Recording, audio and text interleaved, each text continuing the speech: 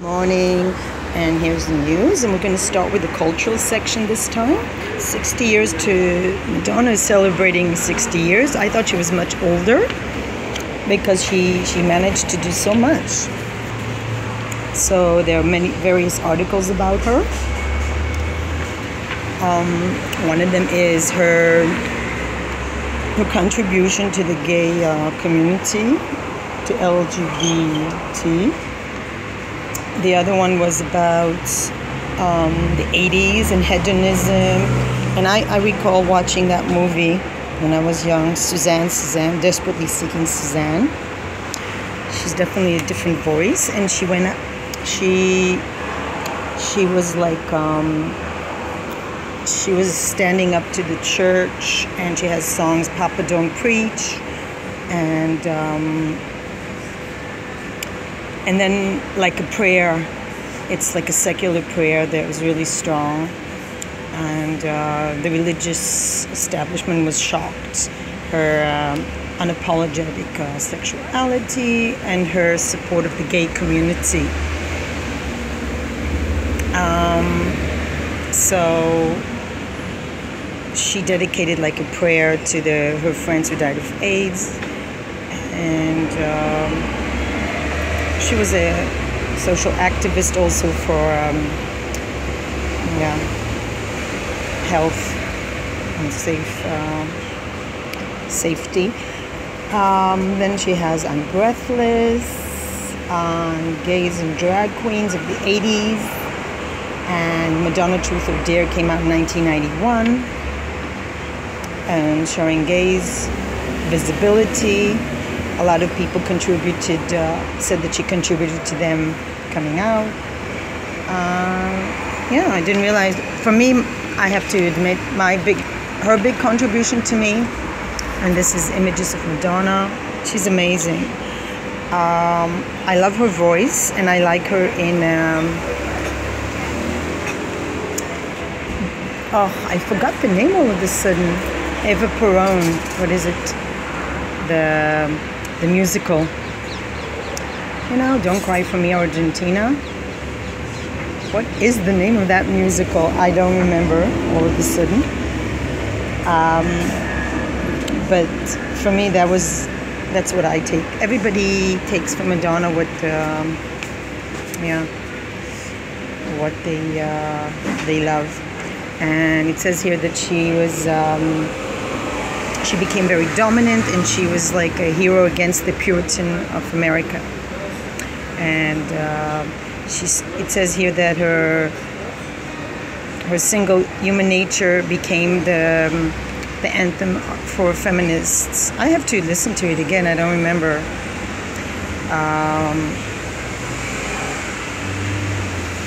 And she says here, I remember that I was at the headline of every magazine.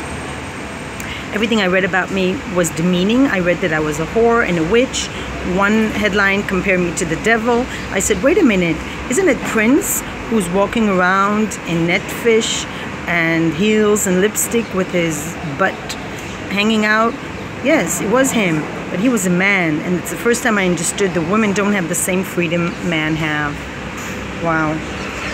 I just want to share also my own personal identification with her. We were pregnant at the same time. We both gave birth in 1996, though I didn't have a child with a personal trainer. I kind of look like a personal trainer. So we both have daughters, and we both have, I don't have a son with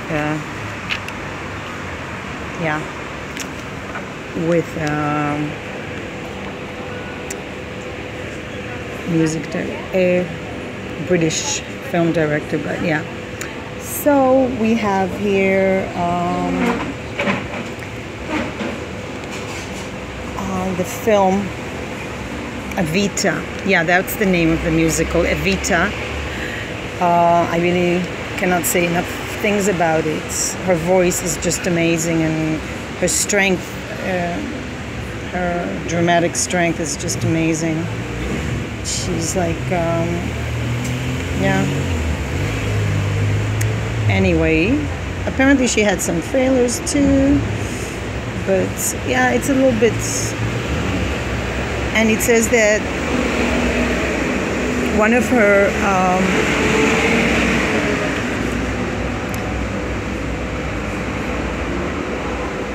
triumphs is A League of Their Own that she was contributing to. She made some wrong choices in film, and anyway, wish her a happy birthday. And I think she was in Israel once. I hope she comes again. 60 is what used to be 40, I think. She looks amazing, and I wish her all the best for her birthday. And a Russian writer who's... Does anybody know who Chaboshka is? I don't know who Chaboshka is, but apparently I've missed something. See this? His name is Ospansky. Died yesterday, and he was... I must have seen it because it seems like it's a very important children character. Anyway, so let's move.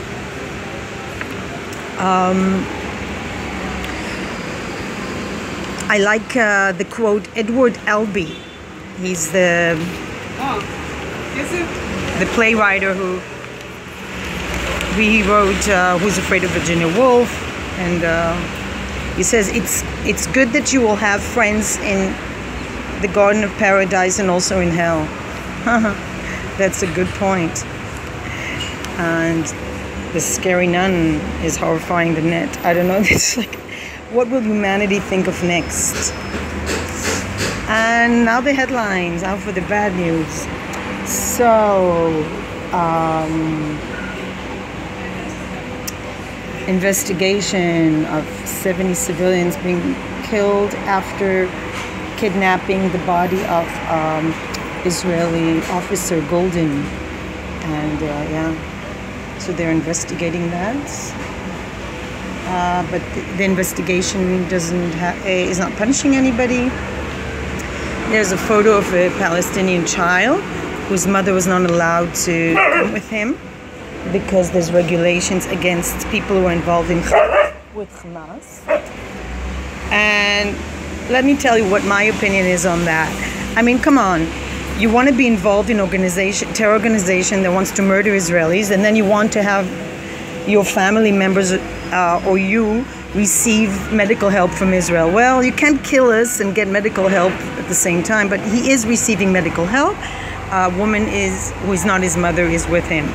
So I think that's, I mean, I would like to see if this was the other situation, the Palestinians had medical help to give Israel, would they let Israelis receive it? Well, I would expect a lynching. I wouldn't expect them to actually help me. And this is a caricature criticizing Israel's investigating people who come in the country about their political opinions. So this is Ben Gurion Airport, and people are standing in line to come in, and it says, "I love Bibi." That's Benjamin Netanyahu. And this is the other line. And the editorial is very upset about it, and it lists all these people, a list of names of people that have been detained, active in left-wing organizations. You know, if this was the US or, I don't know, some European country, but I mean, Israel is actually in a war with so many countries in the region. So to actually have Jews, whether Israeli or Americans, supporting Palestinian causes for any reason, you know, and calling Israel a conquering force, well, I don't know. It seems to me a little bit too much to want to come to Israel. Israel's existence depends on the ability to withstand against the enemies, to cooperate with Israel's enemies, and then to complain that they're not welcomed is a bit too much for me, from my point of view. I mean, there is a limit to freedom. If you're going to preach against this country and call it a conquering force, I don't think you should be expected to be welcomed here. You can go somewhere else. And I think Americans should be busy with Donald Trump at the moment rather than to come. I don't know what motivates American journalists to come here when they should be busy with Donald Trump and his policies. But they're coming to Israel and criticizing Israel. If you ask me, it must be a lucrative business. So it says here, because of, again, this picture, and it elaborates, this boy is called Louis and he needs medical treatment. He's 3 years old. Israel doesn't allow his mother to come with him because she's involved with, I'm looking to see what she's involved with, but Hamas. Well, the thing is, he's getting treated in Israel despite his mother being active with a terror organization. And so what's the big deal? Anyway, I think you can't have the cake and eat it too. You can't call for the destruction of Israel, demonize Israel. And some of these left-wing, extreme left-wing organizations, they go to Hebron and they just make the security situation even worse. They support people that are declaring their wish to destroy Israel. They support them. And then they're angry they're not welcomed. Well, I don't think there's one country in the world that would welcome people that call for the destruction of the country. I don't think there's even one country that actually, oh, you want to destroy me? Come to me. So, yeah. So they're actually asking to receive medical help, but at the same time they want to murder people here. Thank you so much. That seems to contradict. And interesting news in the elections. Bad news and good news. Bad news is Pennsylvania. They're exposing sexual attacks on more than 1,000 children in the 70s. That's horrible. The Catholic Church. Everything is coming out now. Let's hope, and they have bishopaccountability.org. Let's hope that doesn't continue. They really, maybe it says something about monks, right? Not everybody's made to be a monk, and some people are attracted to it for the wrong reasons.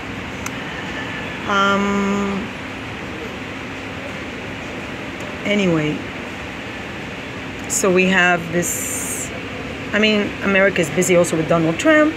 A new book came out, Unhinged, an insider's account of Trump's White House.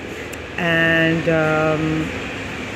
this woman, Omarosa, she's talking about 20 years of working with Donald Trump. She deserves a prize for that. I think but at the same time, I think it's a little bit unfair what she's doing. I mean, on the one hand, she benefited from him, and then, I mean, I think nobody who knows Donald Trump is surprised that he's eccentric and crazy and has racist ideas. And I think this gossipy thing where you go inside and then you describe the family life is just doesn't seem to be fair. She said that he bothered women, and yeah, that, I don't know, all kinds of things, even Ivanka. Then we have good news, the transgender, MTF, a black woman and a Muslim who doesn't like Israel actually, will be competing on the Democratic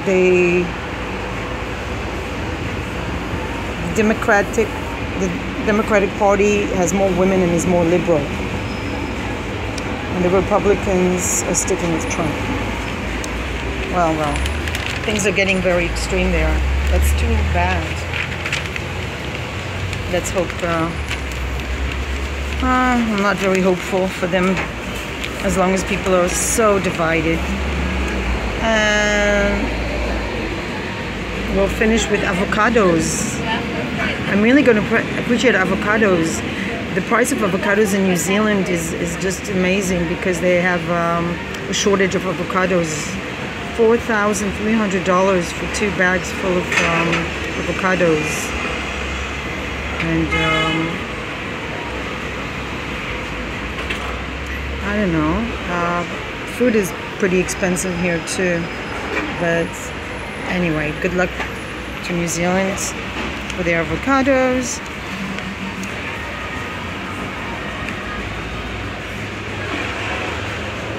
Okay, there's a poem. I'll finish with a poem.